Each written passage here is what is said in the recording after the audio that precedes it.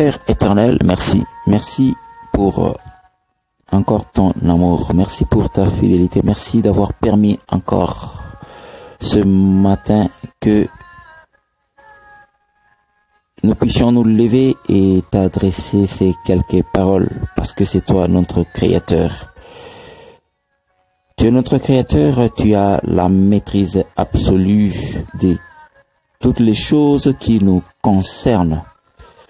Il est dit en Jean 16 au verset 8 que le Saint-Esprit nous convainc de ta justice, que le Saint-Esprit nous convainc du jugement, que le Saint-Esprit nous convainc du péché. Oui, Père, ce matin, nous voulons encore une fois de plus que ton esprit nous convainc de ta justice. Oui, en tant qu'humains, nous pensons que ta justice, elle est statique. En tant qu'humains, nous pensons que ta justice, elle est inerte. Mais ta justice, elle est dynamique. Oui, quand nous voyons ce qui s'est passé avec le roi Saül, pourtant, ta parole déclare clairement en Exode 20 au verset 13 que tu ne dois pas tuer. C'est une recommandation connue, mais en 1 Samuel 15, 22, ce dernier a eu des sérieux problèmes parce que tu lui as bien dit d'exécuter effectivement la mission de n'épargner personne. Et les enfants et les jeunes personnes et le roi ne devaient pas être épargnés. Tous les animaux de grande taille devaient être éliminés. Mais le roi a fait exactement le contraire de ce que tu lui avais recommandé.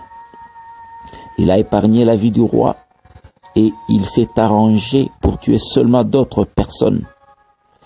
Et en plus, il a épargné les animaux gras. Il s'est trouvé un motif disant que non, ça je vais donner à Dieu. Ô Père, tu n'as jamais été dans une offrande de la désobéissance. Il pensait qu'il pouvait t'impressionner. Oh, toi Dieu, tu n'as jamais été impressionné.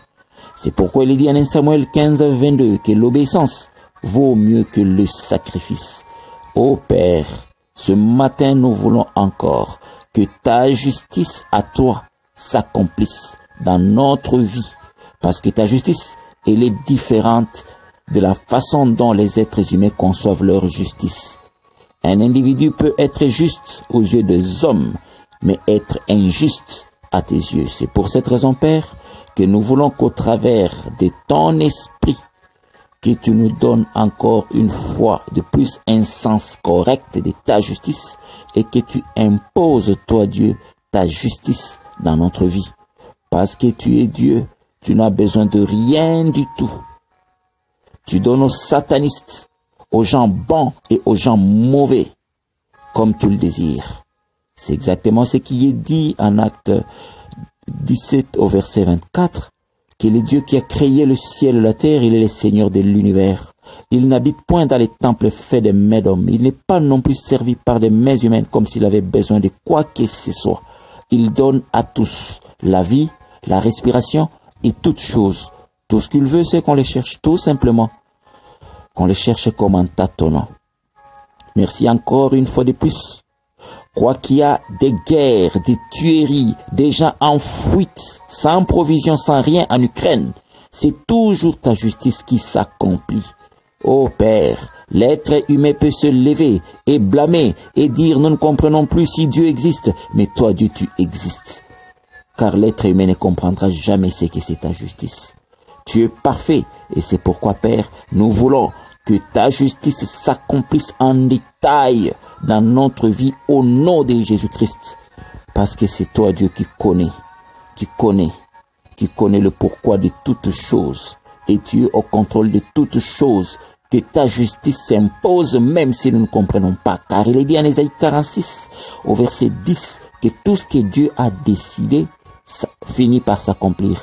Tout ce que Dieu a décidé finit par se réaliser. Ta parole dit également en Ésaïe 25 au verset 1, tout ce que Dieu a arrêté dans son plan, que nous le voulions ou pas, ça finit par s'accomplir. Ô Père, nous prions encore, non seulement que nous puissions comprendre, mais que ta justice qui est connu par ton esprit se dessine et que ta justice s'impose dans notre vie encore et encore au nom de Jésus-Christ.